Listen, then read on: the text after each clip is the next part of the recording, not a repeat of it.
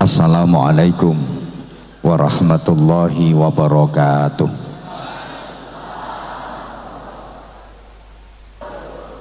Bismillahirrahmanirrahim. Alhamdulillahilladzi ja'ala Ramadhana syahras syiyami lil mu'minin wa ja'ala al-Qur'ana hudan lil muttaqin. Asyhadu an la ilaha illallah wahdahu la syarikalah al-malikul haqqul mubin wa asyhadu anna Muhammadan abduhu wa rasuluh as-sadiqul wa'adil amin. Allahumma salli wa sallim wa barik ala sayyidina wa maulana Muhammadin afdhalil khalqi ajma'in wa ala alihi wa ashabihi wat tabi'in wa man tabi'ahum bi ihsanin ila yaumiddin. Subhanaka la ilma lana illa ma 'allamtana innaka antal alimul hakim. Rabbi shrah li sadri wa yassir li amri wahlul 'uqdatam min lisani yafqahu qawli waj'al li waziran min ahli. Rabbana iftah bainana wa baina qaumina bil haqqi wa anta khairul fatihin. Allahumma innaka afuwun karim tuhibbul afwa fa'fu anna ya karim. Amma ba'd. Sadatal masyayikh, para alim, bapak-bapak kiai, para ibu nyai, segenap takmir Masjid Agung Al-Munawwar yang dimuliakan pejabat pemerintah, PLT Bupati, Kajari, Kepala Kemenak, Kepala Pengadilan, yang sama-sama kita hormati Bapak Kapolres Tulungagung bersama seluruh jajarannya, Bapak Andandim 0807 bersama para staf,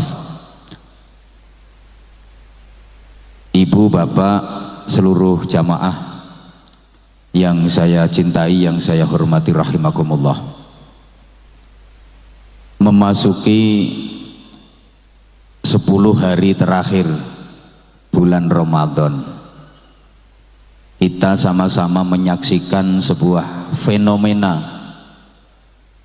yakni pergeseran pusat kegiatan umat dari masjid menuju ke pasar, dari masjid menuju ke mal, dari masjid menuju ke terminal, dari masjid ke stasiun, dari masjid ke bandara. Banyak orang yang sudah dikacaukan Ramadannya oleh euforia lebaran. Para jamaah sekalian, Ramadan adalah madrasah, tempat kita mendapatkan banyak sekali pelajaran yang mahal dan sangat berharga. Ramadan adalah bulan tarbiyah sekaligus riyadhah, bulan pendidikan sekaligus pelatihan. Kalau proses ini kita jalani, diharapkan kita siap menjalani kehidupan dengan baik. Kita mempunyai wawasan sehingga mampu berpikir jauh ke depan. Kita tidak tertipu, tidak terjebak dengan kepentingan dan kesenangan sesaat di dunia sampai melupakan, mengabaikan kebahagiaan hakiki dan sejati di akhirat. Oleh karenanya para jamaah sekalian, setidaknya Ramadan mempunyai 3 keagungan yang itu tidak terdapat pada bulan-bulan yang lain. Allahumma sholli ala Muhammad. Pertama, Ramadan adalah bulan yang dipilih oleh Allah menjadi bulan di mana Al-Quran diturunkan pertama kali. Kedua, Ramadan dipilih oleh Allah untuk mewajibkan ibadah khusus kepada orang-orang mukmin, dan itu tidak diwajibkan di bulan-bulan yang lain, namanya ibadah syiyam, ibadah puasa. Yang ketiga, di bulan Ramadan ada satu malam yang nilainya luar biasa, khairun min alfi syahrin, lebih baik daripada 1000 bulan. Itu malam disebut Lailatul Qadar, malam kemuliaan.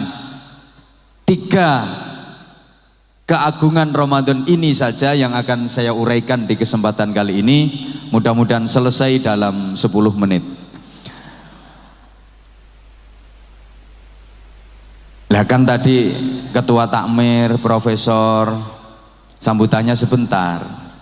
Kapolres malah sebentar banget. Kelihatan kalau nggak nyumbang.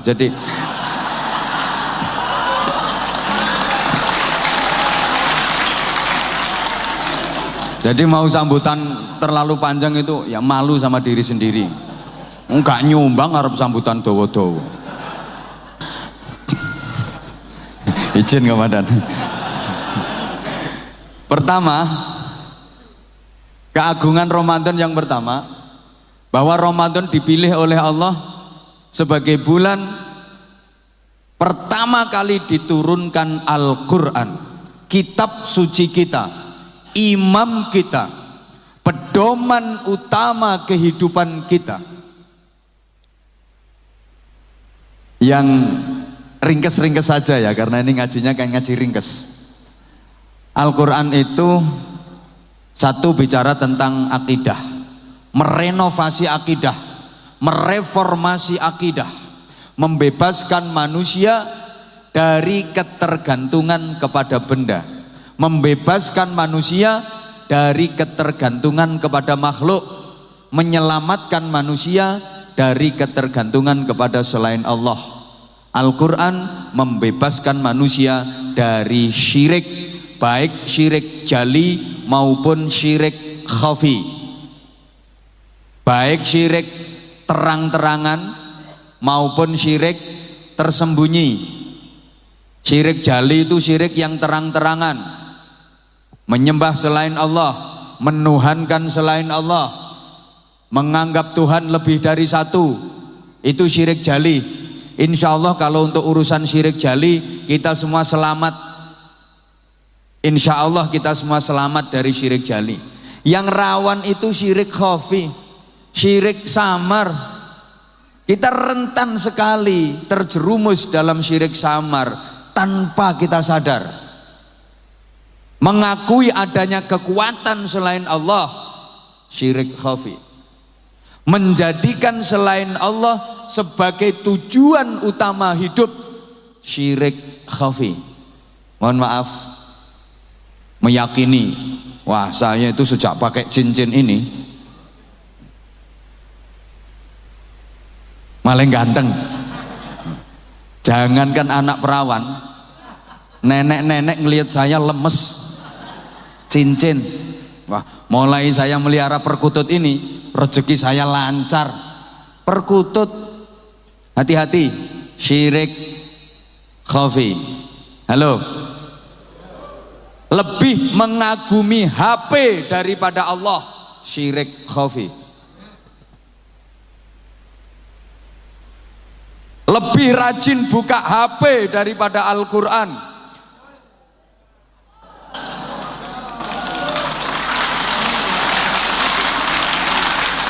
lebih mengutamakan pangkat, jabatan dan kedudukan daripada Allah, termasuk syirik khafi. Lebih memprioritaskan duit, harta, kekayaan daripada Allah, syirik khafi. Hati-hati, karena iman ini segalanya. Sehingga 13 tahun Rasulullah berjuang di Makkah, itu misi utamanya hanya membebaskan manusia dari syirik, menancapkan keimanan dengan kuat. Karena iman ini landasan utama. Apa saja kalau landasannya iman, hasilnya pasti aman, pasti nyaman. Allahumma sholli ala Muhammad. Apa saja kalau landasannya iman, hasilnya pasti aman dan nyaman. Iman itu berarti berharap hanya kepada Allah, tidak berharap kepada selain Allah. Orang kalau berharap hanya kepada Allah pasti beres. Urusan apa saja pasti beres, karena Allah Maha Kaya, Allah Maha segalanya. Sebaliknya, berharap kepada selain Allah siap-siap kecewa, karena selain Allah nggak bisa apa-apa, selain Allah nggak punya apa-apa. Maka kalau berharap kepada selain Allah siap-siap kecewa, termasuk berharap kepada manusia siap-siap kecewa. Menungso kok diwapii gak karu-karuan, kadang-kadang balese elek. Wonten apa mboten? Wonten, niki wonge teko, wonge gawe godhong warna biru pokoknya, mau diwapii balak-balik tapi balese elek. Wonten mboten? Manusia itu begitu, kalau berharap kepada manusia siap-siap kecewa. Kadang air susu dibalas dengan air, ditulung malah dikeiatin rogo. Kau yang mulai, kau yang berjanji, kau yang ya nasib, ya nasib. Kalau berharap kepada manusia, atasan yang dihormati kadang mengeksploitasi, menzolimi. Bawahan yang disayangi kadang mengkhianati, berani demonstrasi. Punya pembantu diwelasi, digateni, kadang malah berani nyaingi ngerebut suami.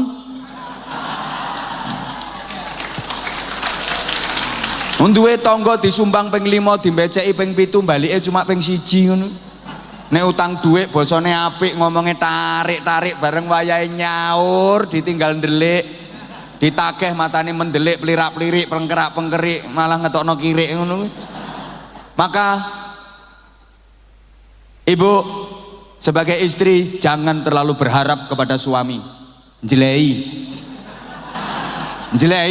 para suami itu banyak jeleinya. Bapak sebagai suami jangan terlalu berharap kepada istri. Bapak sakit hati, mesti kecewa. Jujur, sebagai suami saya sering dikecewakan istri, mengecewakan lebih sering lagi. Terlalu berharap kepada anak pasti kecewa. Ngapunten, terlalu berharap kepada anak pasti kecewa. Wah, ini anak ini nanti kalau saya udah tua pasti yang ngeramut saya ini, yang memuliakan saya ini. Siap-siap kecewa. Siap-siap kecewa. Punya anak dibangga-banggakan. Wah, ini investasi di masa depan, tempat bergantung di hari tua. Bangga banget. Ke anak yang ganteng, gagah, gede dhuwur, sehat, atletis, kuning kulitnya sauntu-untune. Di sekolah ke, di kuliah ke, biayane gak karuan akeh, jual tanah, jual sawah, sukses, dadi sarjana lengkap, titele renteng-renteng, Prof, DR, IR, jenenge dawane ram, Heru Purwacaraka, Sastramijaya, Rangga Kumala, Dipa Kusuma, Kala Bawana, Nata Bata 5, Mangkuranda Uda tanpa busana, cetha wela-wela gedene sak klopo-klopo. Mburi se MSI, MPDI, MHI, MH terakhir BH. Coba anak dapat pekerjaan strategis di lahan basah, gajinya besar, jabatannya tinggi, dadi wong sugih, terus nikah, duwe bojo omah-omah dhewe. Kira-kira anak itu lebih mementingkan orang tuanya apa bojonya? Luwih mentingke wong tuane apa bojone?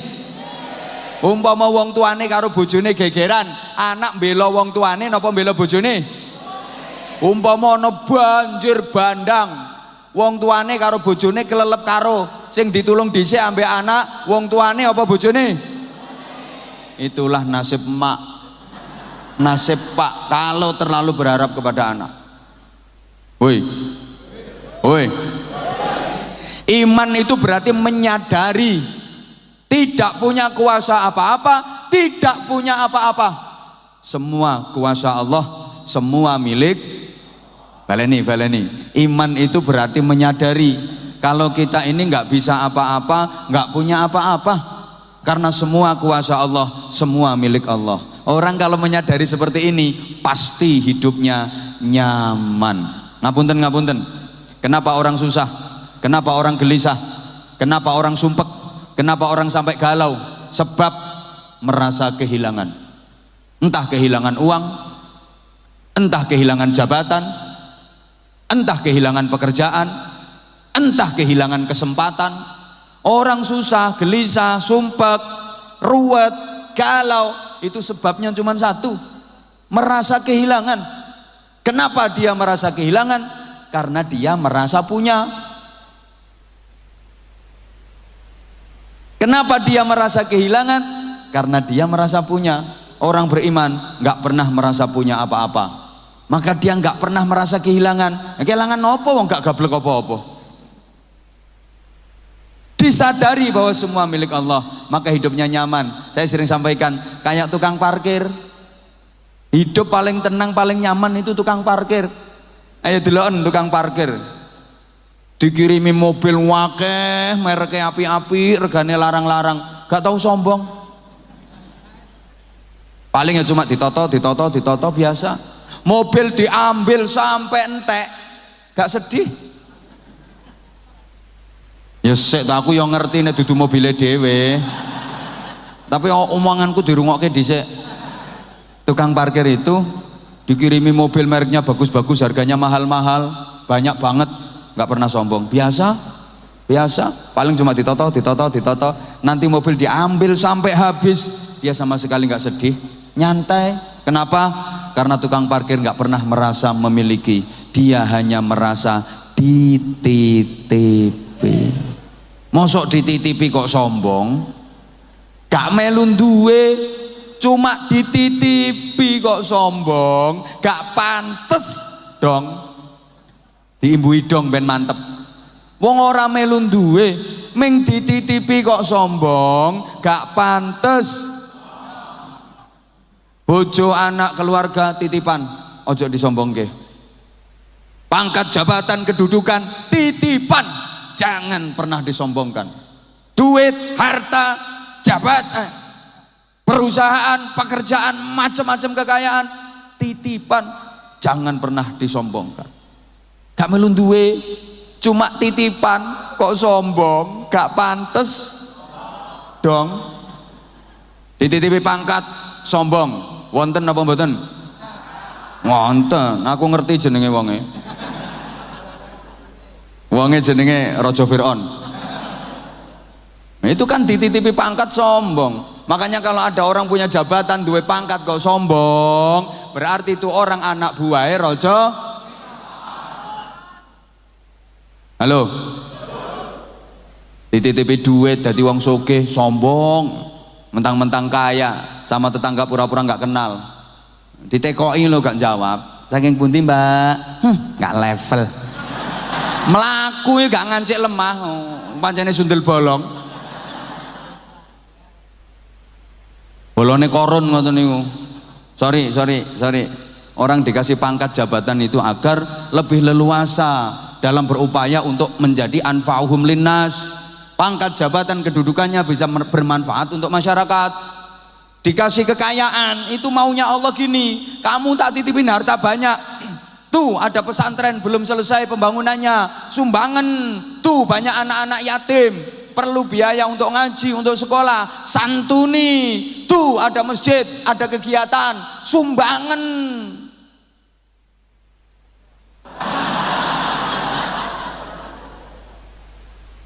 Tuh banyak fakir miskin. Mau dijadikan sebagai orang kaya, medite 17 demit. Wis gak kecer belas. Sampai entute diwadahi plastik. Entelek wis metu digoreng meneh. Maaf ya. Sekali lagi, waduh nanti tidak ada cukup waktunya. Terkait dengan iman, nggih, rungokno. Apa saja kalau didasari dengan iman, dilandasi dengan iman, hasilnya pasti aman dan nyaman. Maka bayinya orang Islam itu begitu lahir langsung diadzani. Tujuannya apa? Penanaman iman. Sebelum dia mendengar apapun, yang pertama direkam oleh memori otak dan tertancap di jiwanya adalah Allah. Dia belum dengar keong racun, dia belum dengar tali kotang, dia belum dengar jaran goyang, dia belum dengar yo bro, belum dengar hae ho ya, belum mendengar wayai. Yang pertama didengar adalah Allah. Ini penanaman iman. Artinya apa? Nak, engkau aku tanami keimanan, nak. Nanti kalau besar jadi apapun harus beriman. Kalau nanti jadi petani yang kenceng. Kalau nanti jadi pedagang Kalau nanti jadi polisi, nak, jadilah polisi. Kalau nanti jadi tentara, nak, jadilah tentara. Kalau mungkin nanti kamu jadi pejabat, nak, jadilah pejabat. Nanti kamu kalau mungkin jadi artis, nak, jadilah artis. Barangkali nanti kamu jadi maling, nak. Masa ono maling beriman? Duh, dadi opo ae nek beriman mesti apik. Dadi petani kok beriman, insya Allah gak bakal nggarap tanah sing dudu weke dhewe. Dadi petani kok beriman, insya Allah gak ngira nggarap sawahe wong liya. Dadi wong Tulungagung kok beriman, insya Allah gak bakal nggarap bojone wong liya. Dadi pedagang kok beriman, insya Allah beres, lek ngukur meteran, bener nek naker timbangan, sehingga perekonomian lancar, barokah. Wong pedagang iku nek gak beres, pedagang iku nek gak jujur, ngarokno perputaran perekonomian niki yo ilang barokahe. Mergo tuku sumbere wae wis ngapusi.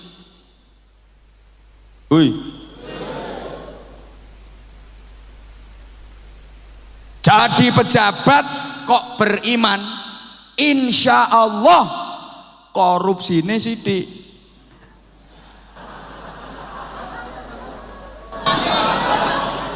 Lek gak korupsi babar pisan gak mungkin. Ngono lho. Nesu ya wis wonge. Tak baleni. Dadi pejabat kok beriman, insya Allah korupsine sithik. Ora korupsi babar pisan, orang ngandel. Ayo proteso.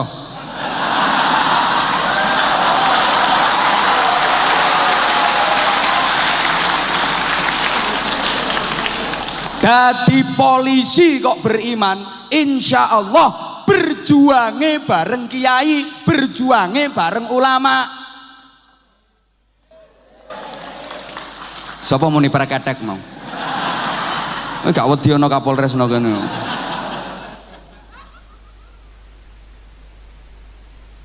Nek gak beriman malah memanfaatkan ulama.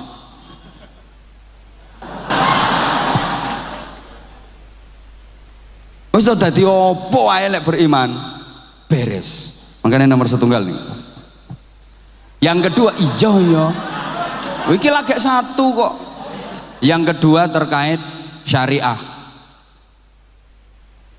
Kalau tadi akidah, yang kedua terkait syariat.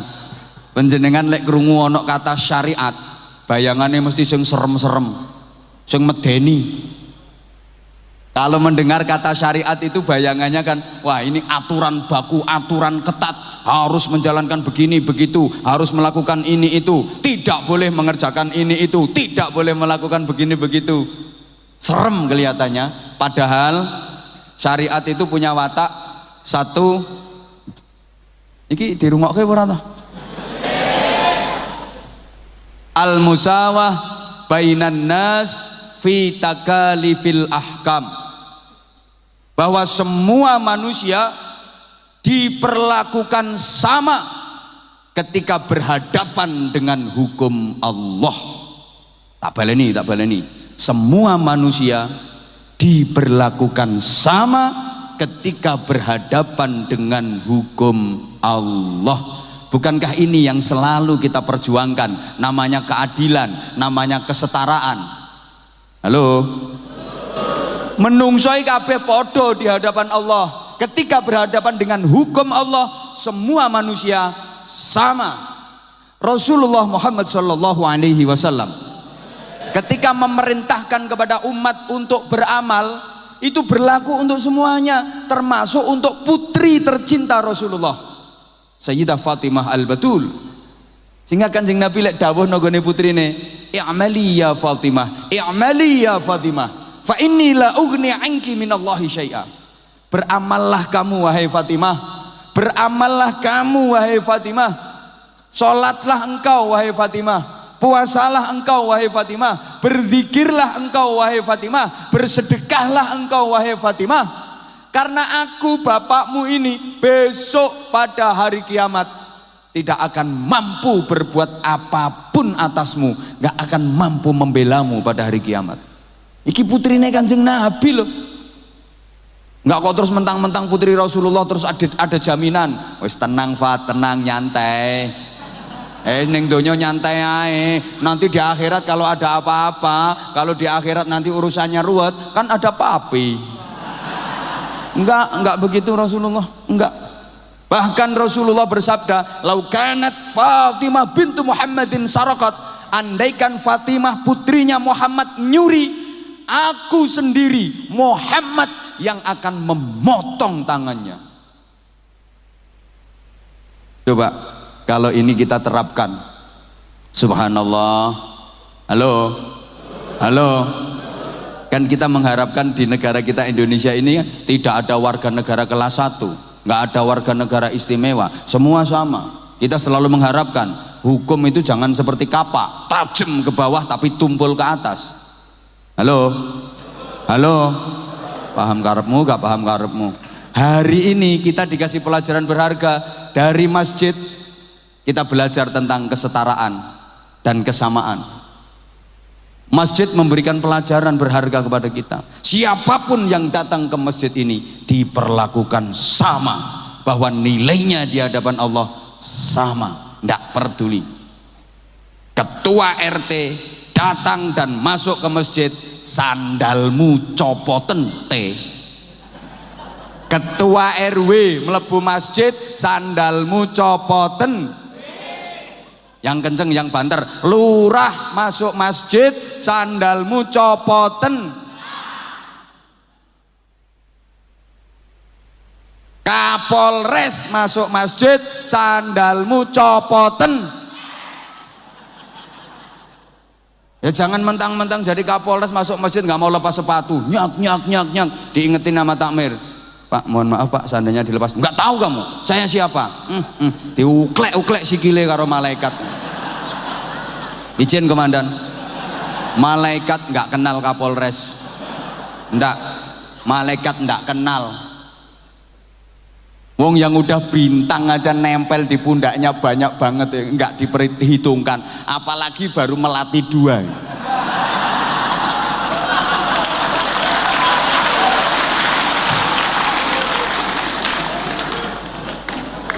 Ya sama nanti di alam kubur, mungkar nakir itu nggak kenal jabatan AKBP, nggak kenal. Jangan dikira kalau Kapolres meninggal di alam kubur mungkar nakir mau nanya terus, izin komandan, saya mau nanya. Enggak, nanya nggak ada. Ya Ajun komisaris besar polisi, enggak pakai kayak gitu. Ya Taufik Sukendar, Man rabbuka, siapa Tuhan? Ma imamuka, apa imammu? Man nabiyuka, siapa nabimu? Bisa jawab aman, nggak bisa jawab hancur. Sama kiai juga begitu, nggak ada perlakuan istimewa. Jangan dikira kalau kiai nanti mungkar nakir nanyanya pakai adab. Ya al mukarram sohibul fadilah was sa'adah, nggak ono. Sama Anwar Zahid langsung surga. Nah, mono. Jadi terserah saya, wong yang bikin contoh saya kok. Nggak usah protes. Mau yang ceramah saya kok. Oh no, jadi nggak usah pakai al mukarram. Loh, ini kan simbol kebersamaan. Mohon maaf. Dandim masuk masjid sandalmu copoten. Profesor masuk masjid sandalmu copoten. Sama kiai gak usah dikit contoh. Wes jelas kiai gak tahu sandalan. Ngapunten bahwa derajat manusia sama. Yang membedakan adalah iman dan takwanya. Binatang saja nilainya beda-beda kok. Sapi itu semakin banyak dagingnya semakin mahal. Sapi itu semakin lemu semakin larang. Sorry, sing lemu-lemu ojo tersinggung ya. Saya bicara sapi loh, kayak sing lemu kok terus mereng-mereng ini lho gue. Rumah sana lek lungguh mereng terus dadi langsing. Ya panggal lemu. Makanya dilengen wong lemu kapan selfie gayane mesti mereng. Ini orang ngono mesti manggone yang pinggir. Ora wani manggon tengah. Saya bicara sapi, sorry Bu, sorry. Sapi wis semakin akeh daginge, semakin larang, semakin lemu, semakin larang. Tambah gede, tambah lemu, tambah larang. Opo kabeh kewan ngono? Apa semua binatang seperti itu? Enggak. Nyatanya ono manuk cilik. Kok manuke sapa? Ya manuke wong. Manuk cilik ungkil-ungkil. Dagingnya seberapa sih manuk itu? Dikit banget dagingnya. Tapi harganya bisa jauh lebih mahal daripada sapi sing lemu. Manuk perkutut, manuk-manuk sing biasa dienggo adu ngene. Sapiro dagingnya lak sidik banget. Tapi harganya bisa jauh lebih mahal daripada sapi yang gemuk. Karena burung nilainya bukan dari daging, burung dinilai dari suara. Kalau burung nilainya dari suara, kalau sapi nilainya dari daging, dari lemunya. Nah, kalau manusia nilainya dari apanya? Lemunya. Oh no, saingan karo sapi kono. Tokoh iman takwane. Ini syariat. Yang kedua, watak syariat niku at-tadrij fit tasyri', bertahap dalam memberikan peraturan perundang-undangan. Allahumma sholli ala Muhammad. Allahumma sholli ala Muhammad. Makanya memahami Islam itu harus komprehensif. Alah ngerti taga tak omongi model ngene iki. Mempelajari Islam, memahami agama Islam itu harus kafah, harus utuh, jangan sepotong-sepotong. Nanti bisa-bisa salah faham, bahkan bisa menjurus kepada faham yang salah. Halo? Halo? Nek belum utuh belajar agama, jangan keburu berfatwa. Ngapunten, pahami secara utuh. Sorry ya, sorry. Kalau memahami Islam nggak secara utuh, itu seperti ada 3 orang buta yang dilepas ke kebun binatang, disuruh menilai tentang gajah. Ada 3 orang buta dilepas ke kebun binatang, disuruh menilai tentang gajah. Akhirnya ditanya setelah dia ketemu gajah. Orang buta pertama ditanya, apakah gajah itu? Dia menjawab, gajah adalah binatang yang tipis dan lebar kayak kipas. Kok jawab ngono? Soalnya sing dicekel kupinge. Maka dia jawab kalau gajah itu binatang yang tipis, ombo kaya kipas, mergo sing dicekel kupinge. Kata orang buta kedua, salah, goblok itu. Gajah enggak seperti itu. Gajah itu bunder cilik dawa. Karena yang dipegang buntutnya. Kata orang buta yang ketiga, wah ini dua-duanya bento, ini dua-duanya bodoh ini. Salah semua jawabannya. Gajah itu tinggi, besar, atos. Karena yang dia pegang kakinya. Woi. Ini orang yang belum tahu utuh, belum tahu gajah secara utuh, tapi sudah berani ngasih tahu kemana-mana gajah itu begini, gajah itu begini. Baru tahu tentang kuping gajah kok sok tahu tentang gajah. Baru tahu tentang buntut gajah kok sok tahu tentang gajah. Baru tahu kaki gajah kok sok tahu tentang gajah. Iki paham ora ya wong tak omongi model. Woi. Wong kadang belajar agama ini baru tekan kuping tok lho. Wis wani saudara-saudara.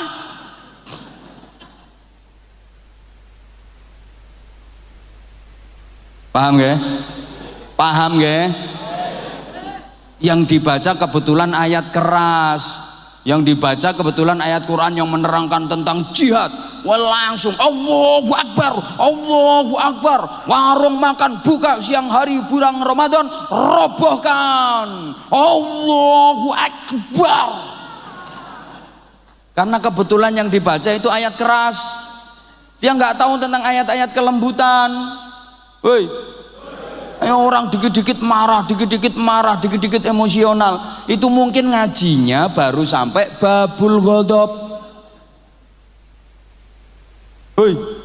Ngajinya cuman sampai babul marah-marah. Padahal setelah itu ada lagi namanya babus sabri, bab kesabaran. Mbok paham mbok ora dijak ngomong model ngene.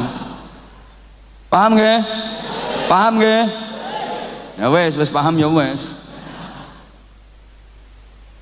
Nah sekarang yang kedua, keagungan Ramadan. Nek ditutupno yo gak mari-mari kok. Ramadan bulan dimana diwajibkan bagi orang-orang mukmin untuk menjalankan ibadah puasa.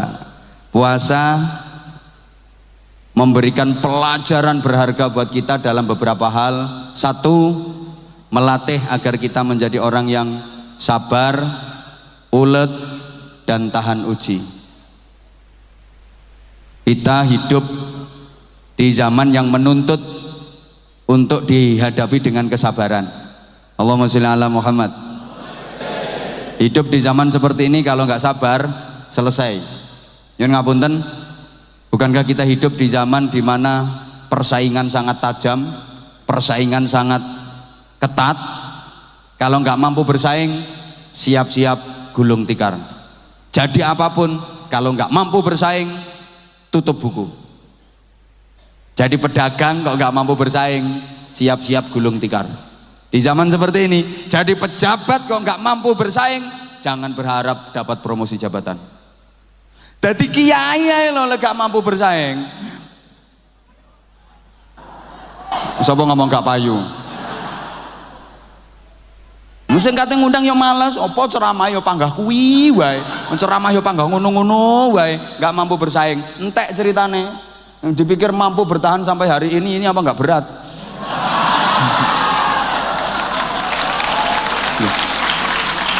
Harus mampu bersaing. Jadi opo yang harus mampu bersaing? Nah, karena kondisi semacam ini banyak orang yang enggak sabar. Saking pinginnya cepet kaya, saking pinginnya jadi orang kaya, akhirnya segala macam cara ditempuh karena dia nggak sabar.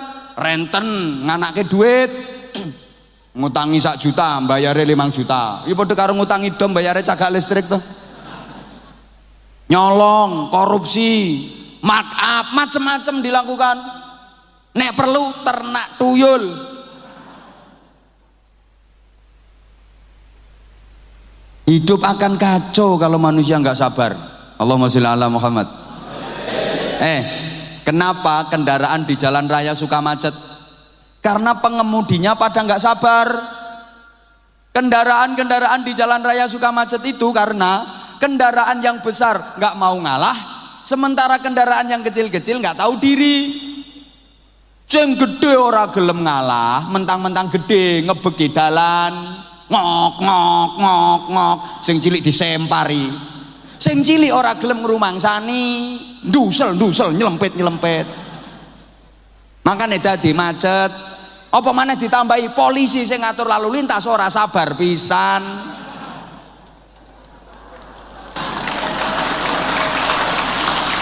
Ngapunten, nek lalu lintas macet suka diabaikan, jarke, tapi nek ana kecelakaan cepet-cepetan mergo ana duwite.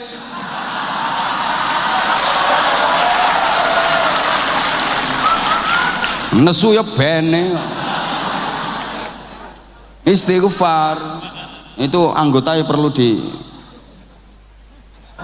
anu ndak. Pokoke lek ana duwite semangat, ya gak ana duwite males. Lalu lintas macet kan gak ono duite, biar diatur sama preman-preman jalanan itu.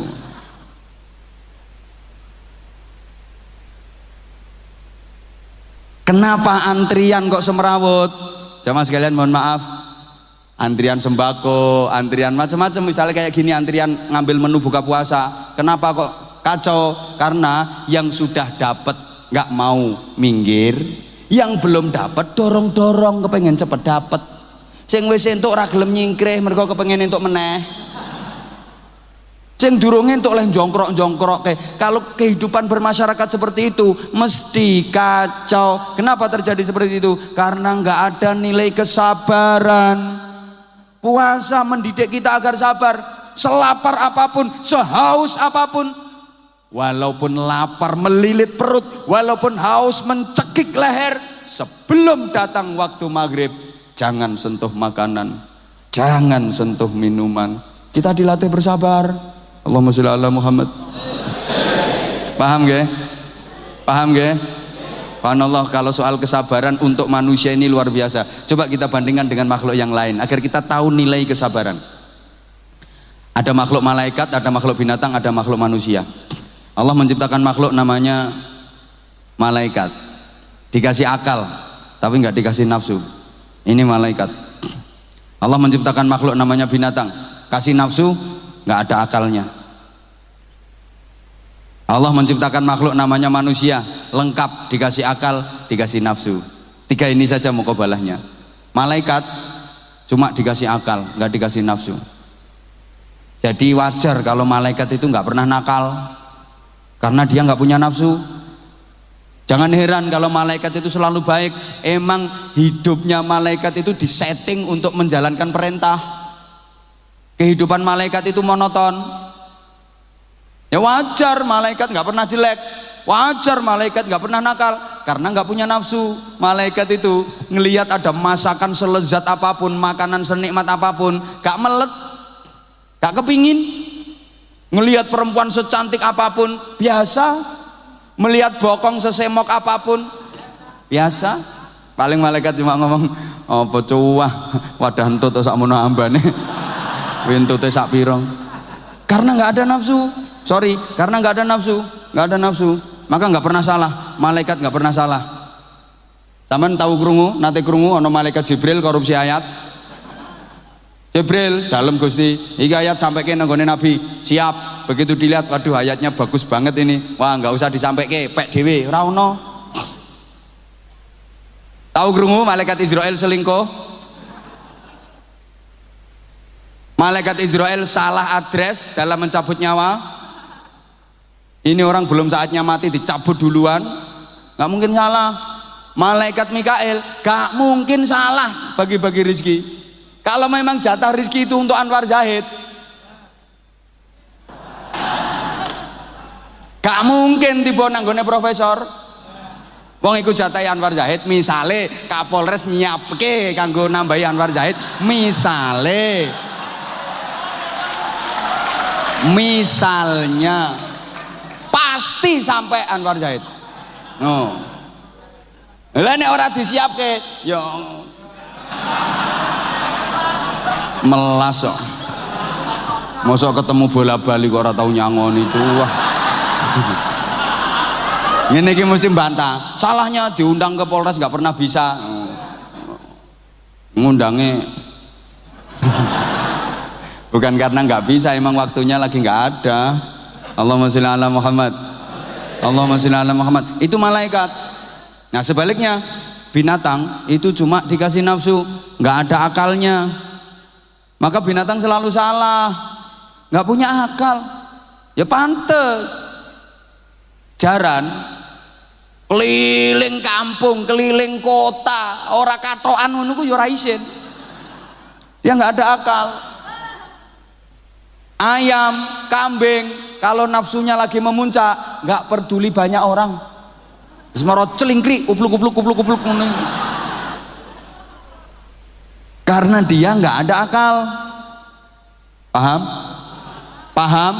Nah, manusia ini dikasih akal, dikasih nafsu yang setiap saat antara akal dengan nafsu ini selalu bertempur, berperang. Kalau akal mampu menguasai nafsu, kalau akal manusia mampu mengendalikan nafsunya, maka manusia bisa lebih hebat daripada malaikat. Malaikat baik, wajar emang dia nggak ada nafsu. Tapi sebaliknya, kalau nafsu yang menguasai akalnya, manusia bisa lebih bejat daripada binatang. Nah Ramadan ini melatih kesabaran buat kita, sehingga Nabi berpesan as-shaumu junnatun. Puasa itu adalah benteng. Fa idza kana yaumu syiyami ahadikum fala yarfuth wala yafsuk. Maka ketika telah datang hari puasamu, jangan berkata kotor, jangan berbuat keji. Wa in sabahu ahadun falyaqul inni shaim. Ketika ada yang mengumpatmu, au qatalahu, atau kamu diajak bertengkar, katakan padanya inni shaimun. Maaf, aku lagi puasa. Artinya apa? Disuruh bersabar. Maka puasa kita ini harus berkelanjutan. Jangan cuma di bulan Ramadan saja. Jangan cuma Ramadan saja puasa. Walaupun Ramadan sudah selesai, walaupun Ramadan sudah berakhir, puasanya terus. Artinya apa? Halo?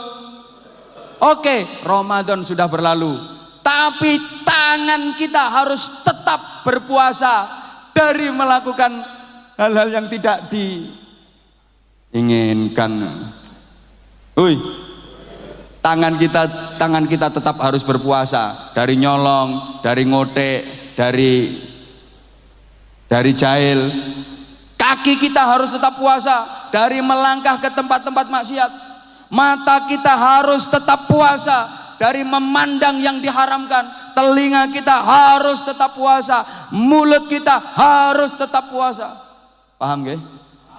Lapo tak rewangi ngotot-ngotot kaya ngene iki. Iya, saya suwe paham mau. Ini terkait dengan kesabaran. Hoi. Berikutnya, puasa memberikan pelajaran berharga kepada kita tentang nilai keikhlasan. Allahumma sholli ala Muhammad. Keikhlasan dan kejujuran. Jamaah sekalian, iki belum menuju Al-Qur'an iki, cukup ora ya? Puasa itu sering disebut sebagai ibadah sirriyah, ibadah rahasia, ibadah abstrak. Halo, dilanjut. Saya ulang, tolong perhatikan. Puasa sering disebut sebagai ibadah sirriyah, ibadah rahasia, ibadah abstrak. Jenengan sholat, kata saya ngerti. Jenengan menjalankan sholat, banyak orang tahu. Jenengan sedekah, wakeh wong weruh, banyak orang lihat. Banyak orang tahu jenengan pergi umroh, pergi haji, orang sekampung ikut nganter. Akeh sing ngerti, akeh sing weruh. Tapi ketika jenengan puasa, tidak ada yang tahu kecuali jenengan sendiri sama Allah. Iki lho sing nang jero masjid iki. Gayane lemes-lemes ini dikira apa ya poso kabeh. Umpama cara ana sing ora poso, ora ana sing ngerti. Nggih napa mboten? Nggih napa mboten?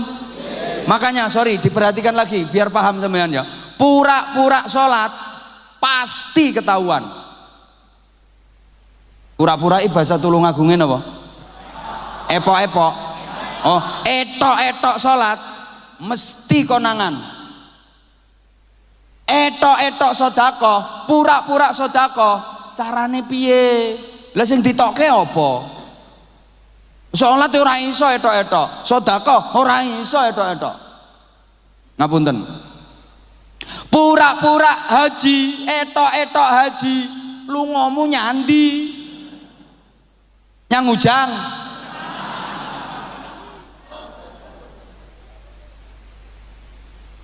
Liwatan no. Jadi jenengan kok pura-pura sholat, etok-etok sholat, mesti konangan. Pura-pura sedekah, piye carane? Ra iso.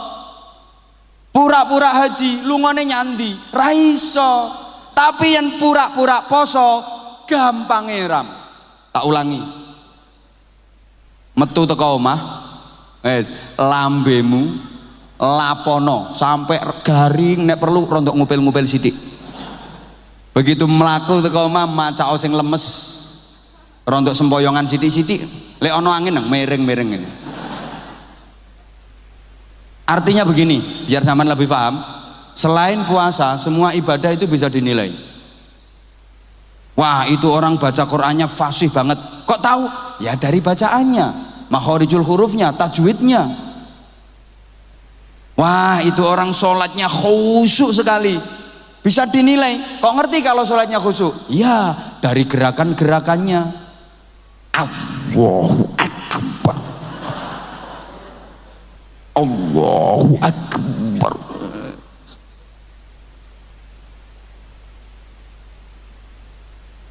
Wah, itu orang ahli bersedekah itu orang. Kok tahu kalau dia ahli bersedekah? Dari jumlah yang dikeluarkan, dari nominal yang dikeluarkan, dari kegiatan-kegiatan yang sering diadakan, bisa dinilai kok.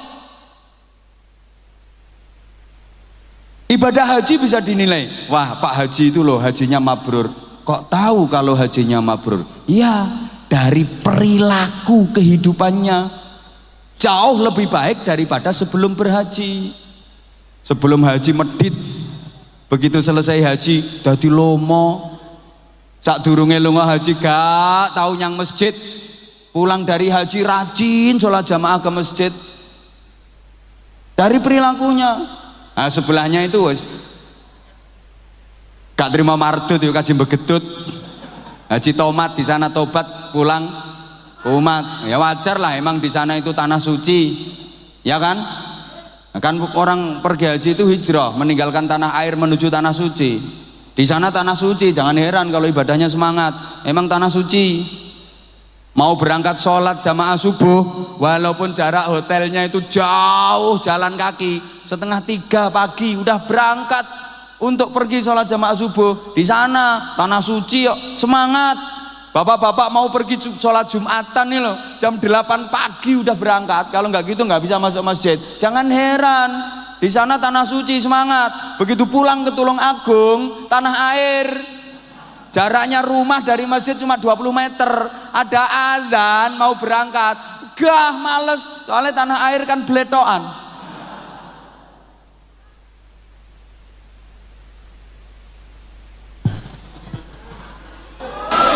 Sholat iya sholat bisa dinilai kok.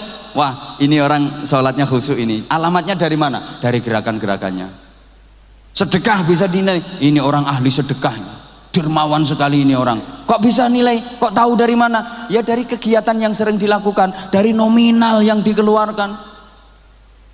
Wah, ini orang hajinya mabrur ini. Kok tahu? Ya dari perubahan perilaku menjadi jauh lebih baik daripada sebelum berhaji. Tapi kalau puasa nggak bisa orang nilai. Gimana cara menilai? Wah, ini orang puasanya top ini. Ini orang puasanya top ini. Kok tahu? Ya dia ngeludah terus. Apa ngono? Ida itu ngono itu dianggap posone apik. Wah, iki ahli poso iki, top iki posone. Kok ngerti? Wonge kuru. Apa ngono berarti terus yang lemu-lemu tersinggung, dan dia mesti tersinggung. Mergo ya jarang poso. Posone Ramadan tok.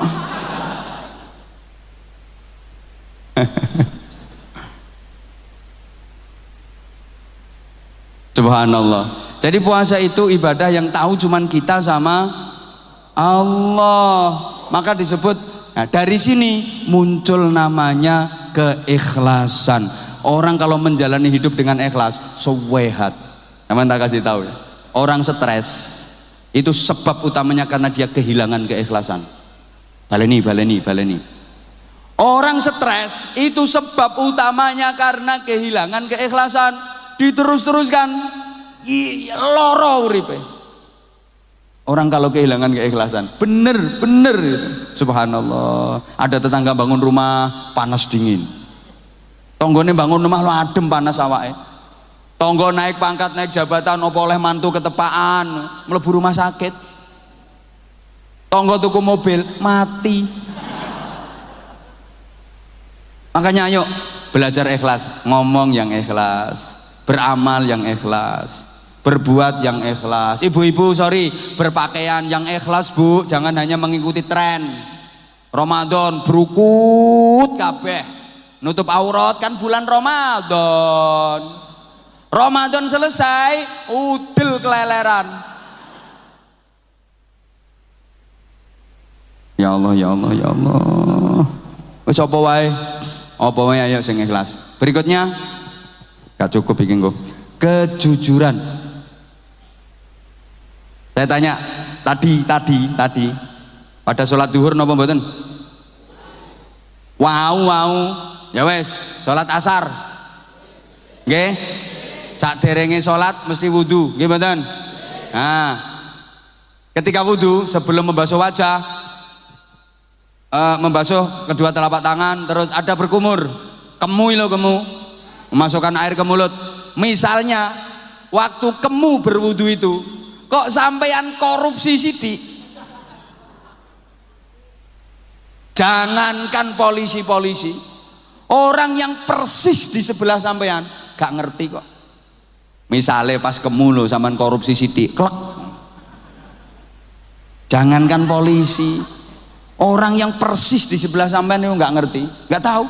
Tapi kenapa itu tidak sampean lakukan? Karena ada rasa malu sama Allah. Paham? Alangkah indahnya kalau ini kita terjemahkan dalam kehidupan sehari-hari. Karena sekarang ini maaf banget, banyak orang yang berani mengintimidasi Allah. Gusti Allah lo diintimidasi saiki. Gusti Allah diintimidasi. Maka jangan heran banyak pejabat yang lebih takut kepada atasan daripada kepada Tuhan. Kalau sama atasan yang wedi neram, karo pangeran iki ora patek wedi. Kamu korupsi ya? Iya, kenapa? Ditahu sama Allah kan tahu, Allah kan lihat. Biarin, Allah ngelihat, Allah nggak ribut kok. Tapi lek konangan KPK bingungnya ra karu-karuan. Itu namanya kan Allah diintimidasi. Kalau Allah saja diintimidasi, apalagi manusia. Oi. Makanya ibadah-ibadah itu untuk melatih kedisiplinan, kejujuran. Sehari semalam diwajibkan sholat fardu 5 kali. Ini laporan ke Allah sehari semalam 5 kali. Bayangkan anak buah Kapolres dalam sehari lapor kepada komandannya 5 kali. Gak mungkin berani nakal. Wajib lapor sehari 5 kali. Gak mungkin berani nakal. Betul? Ya wes betul. Nah kemudian yang ketiga, keagungan Ramadan. Ada satu malam luar biasa namanya Lailatul namanya Lailatul Qadar, yang nilainya udah sering disampaikan lebih baik daripada 1000 bulan. Kalau dikalkulasi 83 tahun lebih 4 bulan. Dan menurut mayoritas ulama, ijtihad dan tajribah para ulama, kemungkinan terbesar terdapat pada 10 hari terakhir bulan Ramadan, terutama malam-malam likuran yang ganjil. Tapi ini bukan berarti wah untuk mendapatkan Lailatul Qadar harus ngancam.